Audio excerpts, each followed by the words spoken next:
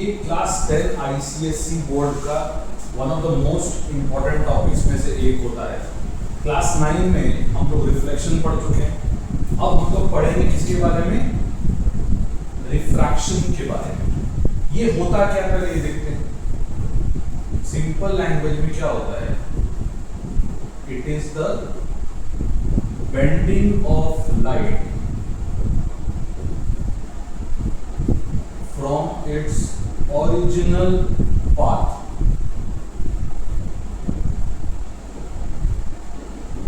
when it travels from one transparent medium to another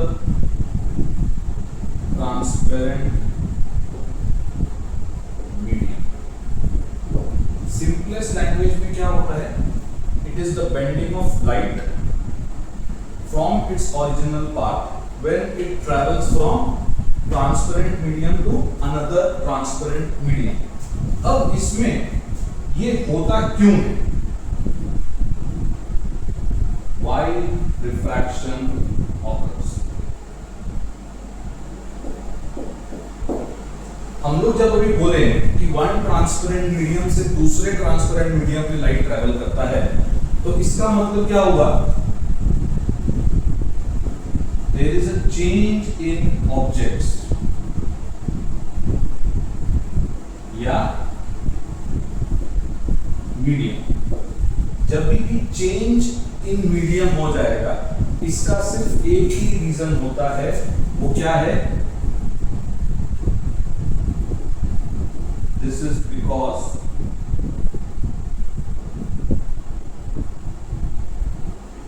there was a difference in densities.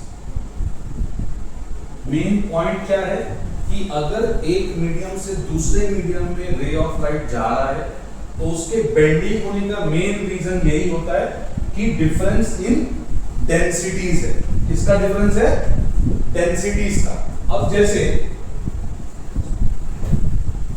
जब हम लोग बात किए कि डिफरेंस इन डेंसिटीज है,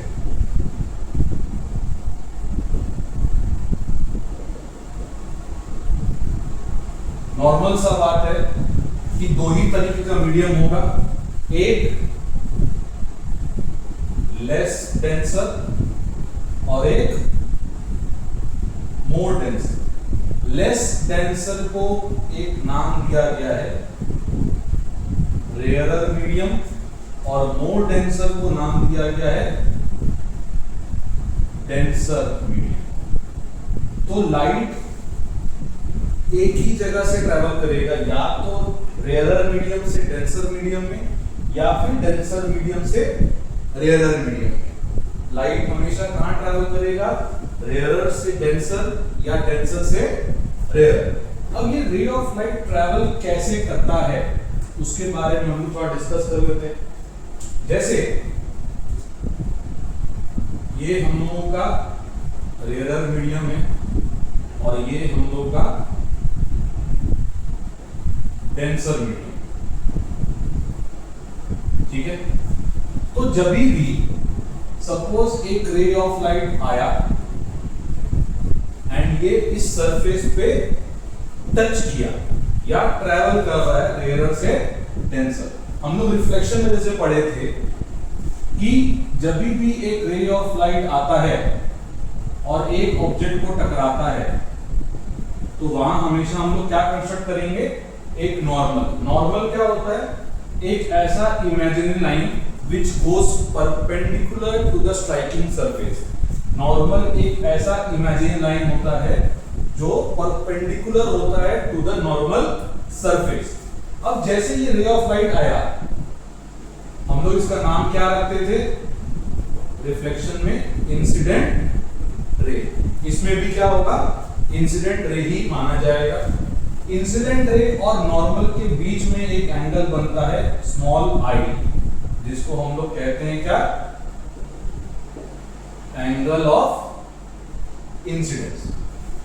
अब यहां पे एक चीज ज्यादा जरूरी मार्क करना है जब भी रे ऑफ लाइट आता है और एक मीडियम को टच करता है तो एक हम लोग इमेजिनरी लाइन बनाएंगे जो विदाउट बेंडिंग चला जाता है, जो क्या करता है बिना बेंड हुए ट्रैवल कर जाता है।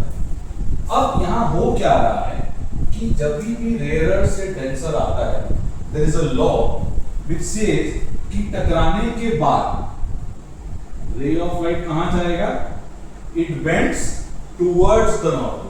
कहां बेंड होता है, टुवर्ड्स द नॉर्मल।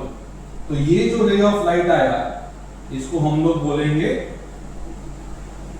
रिफ्रैक्टेड रे। क्या बोलेंगे, रिफ्रैक्टेड रे। और ये एंगल जो बना वो हो गया स्मॉल r, जिसको हम लोग क्या नाम देते हैं, एंगल ऑफ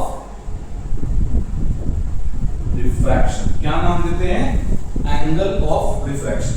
पहला रूल हम लोग क्या सीखे कि जब भी रेयरर मीडियम से डेंसर मीडियम में रे आता है तो after striking it will bend towards the normal. तो हम लोगों का ये एक पहला लॉ हो गया, जब रेयरर से डेंसर आता है रे ऑफ लाइट तब द रिफ्रैक्टेड रे bends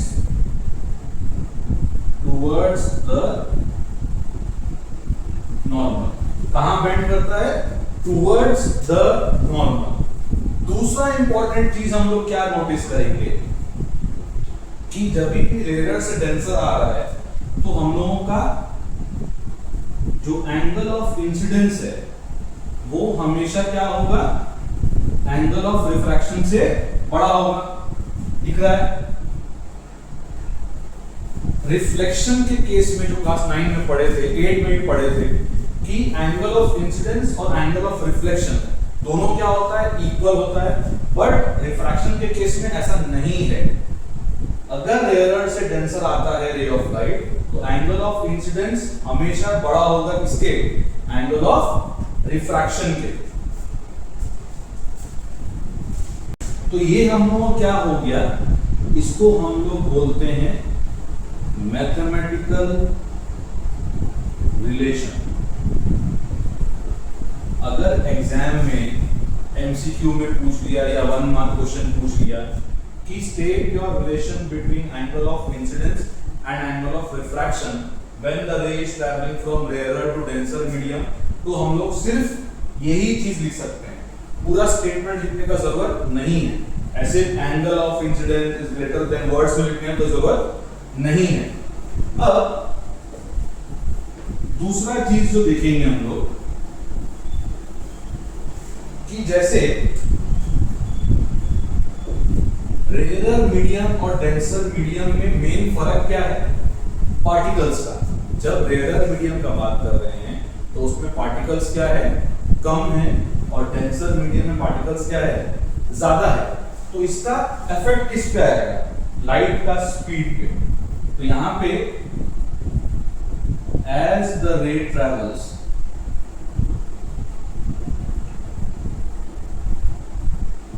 from rarer to denser,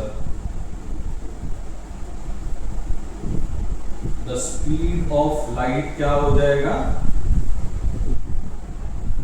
decreases। जब भी रेयरर से डेंसर मीडियम में लाइट ट्रैवल करता है तो उसका स्पीड हमेशा क्या हो जाएगा, डिक्रीज कर जाएगा। जैसे हम लोग एक नैरो लेन में चल रहे हैं या हम लोग एक ब्रॉड जगह में चल रहे हैं, तो यहाँ पे पासिंग के लिए बहुत सारा स्पेस है। वही स्पेस का मतलब क्या हो गया, रेयरर मीडियम। और वैसे ही अगर हम कोई नैरो लेन में चले जाते हैं तो वहां पे थोड़ा इशू तो होता है ना ट्रैवल करने में, तो वही केस किसका है, मतलब यहाँ पे या तो भीड़ हो सकता है या तो जगह नैरो हो सकता है। तो उस केस में क्या होता है, जैसे हम लोग बाइक चलाते हैं या गाड़ी चलाते हैं तो स्पीड क्या होता है, घट जाता है।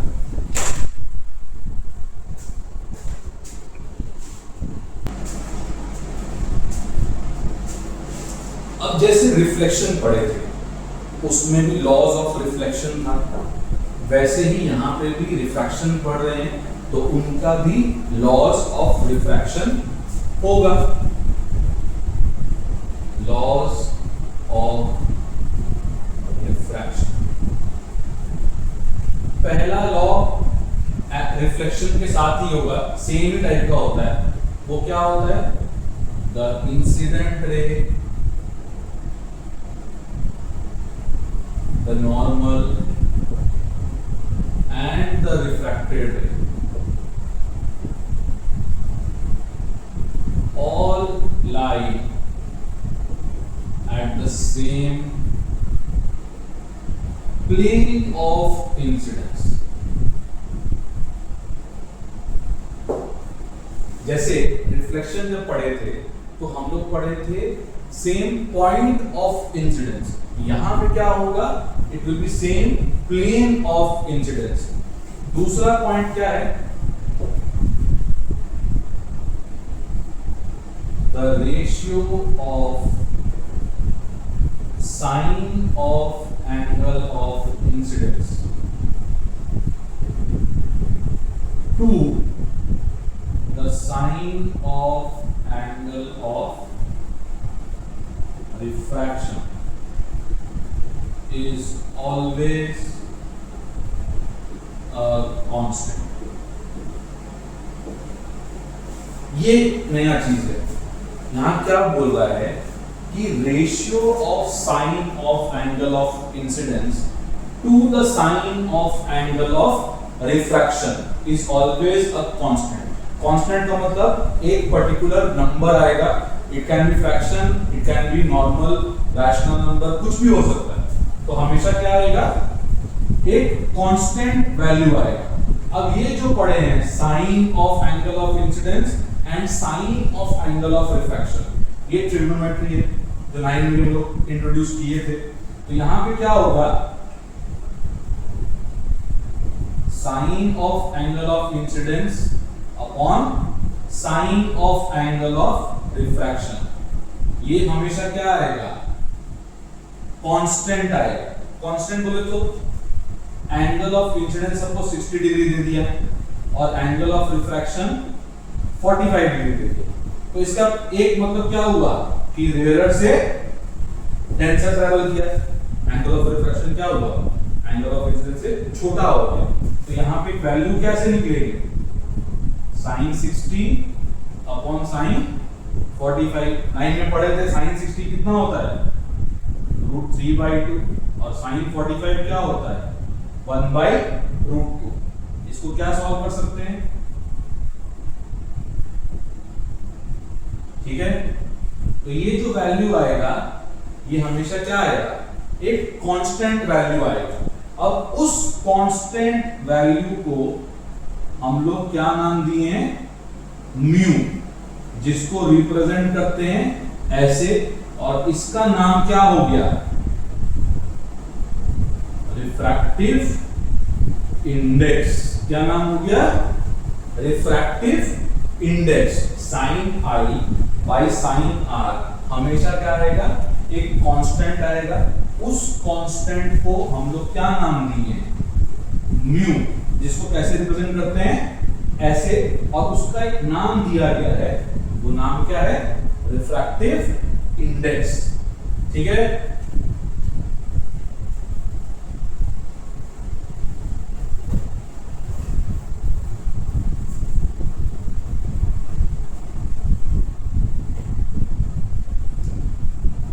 रिफ्रैक्टिव इंडेक्स के बारे में हम लोग आगे पढ़ेंगे। जैसे अगर ऐसे लिख दिए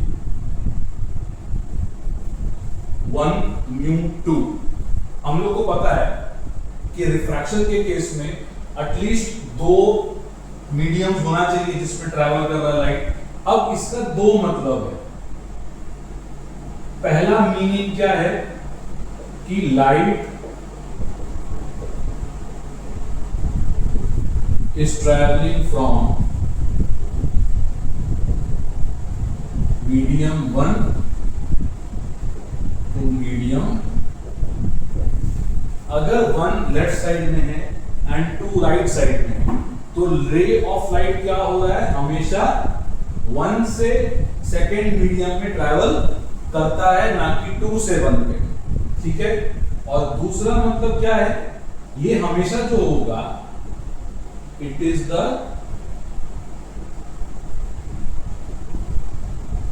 refractive index of medium 2 with respect to medium 1। ये क्या है, इसको बोलते हैं विद रेस्पेक्ट टू। 1 म्यू 2 का दो मतलब हुआ। फर्स्ट मीनिंग क्या हुआ कि रे ऑफ लाइट इस मीडियम से इस मीडियम तक ट्रैवल कर रहा है, और सेकंड मतलब क्या हुआ, it is the refractive index of medium 2 with respect to medium 1। इसका मतलब जब भी म्यू लिखा जाता है, it is written for medium 2 या और इन विच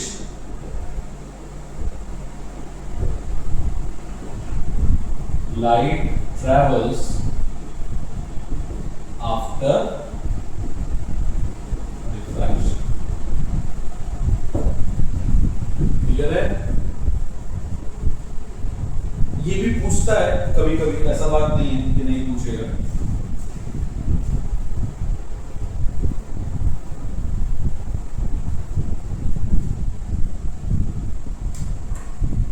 अब इसमें एक और मतलब कि अगर 1 म्यू 2 लिखते हैं, 1 म्यू 2 लिखते हैं, तो इसका एक और मतलब होता है, वो क्या है, speed of light in medium 2 by speed of light in medium 2। क्या है, speed of light in medium 1 by speed of refractive index का एक और मीनिंग होता है, अगर हम 1 म्यू 2 लिखते हैं, जैसे हम लोग अभी पढ़ रहे थे, जब भी रिफ्रैक्शन होगा तो हम लोगों का स्पीड ऑफ लाइट का भी एक फैक्टर बनता है, तो उसके अकॉर्डिंगली भी क्या आया, ये क्या होता है, it is the speed of light in medium 1 by speed of light in medium 2। अब यहां पे ये भी हो सकता है, तो यहां पे क्या हो जाएगा, it will B speed of light in air by speed of light in glass. अब हम लोग जब भी एक फिजिकल क्वांटिटी के बारे में पढ़ते हैं तो उसका यूनिट के बारे में पढ़ते हैं। यहां पे SI यूनिट ऑफ रिफ्रैक्शन या रिफ्रैक्टिव इंडेक्स, ये क्या होगा, इसका SI यूनिट होता ही नहीं है, it has no unit। क्यों? उसका रीजन क्या है, since it is a ratio। Refractive index का यूनिट नहीं होता है, क्योंकि वो क्या है, एक रेशियो है।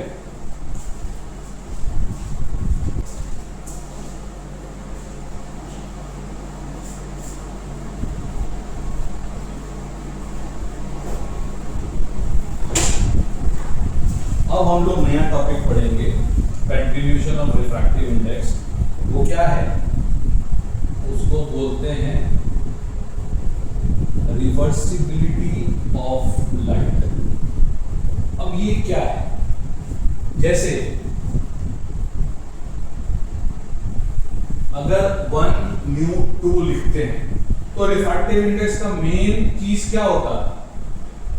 Sine i by sine r. यहां पे क्या हुआ, पहला मीडियम से दूसरे मीडियम तक ट्रेवल किया, तो उसका फॉर्मूला हम लोग क्या ले सकते हैं? Sine i by sine r. अगर वही रिवर्स हो गया तो क्या हो जाएगा?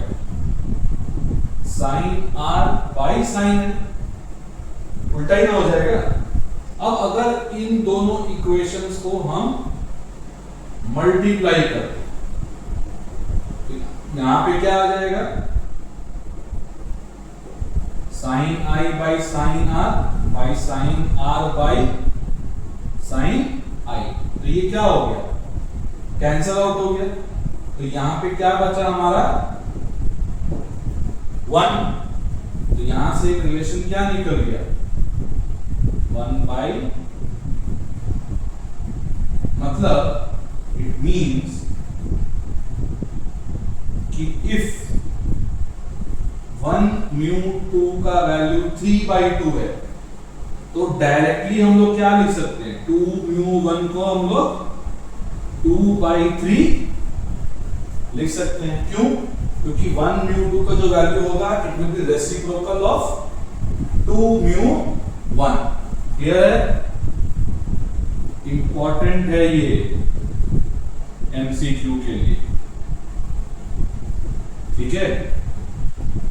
बोर्ड एमसीक्यू पे भी बड़ा फोकस करेगा, प्रैक्टिकल क्वेश्चंस में फोकस करेगा, नॉर्मल क्वेश्चंस अब जल्दी से नहीं पूछता है। इस साल हम लोग देख चुके हैं 2025 के पेपर में हम लोग देख चुके हैं कि फिजिक्स पेपर प्रैक्टिकल बेस्ड ज्यादा था, डायरेक्ट क्वेश्चंस नहीं था, थोड़ा सोचना पड़ेगा, ठीक है?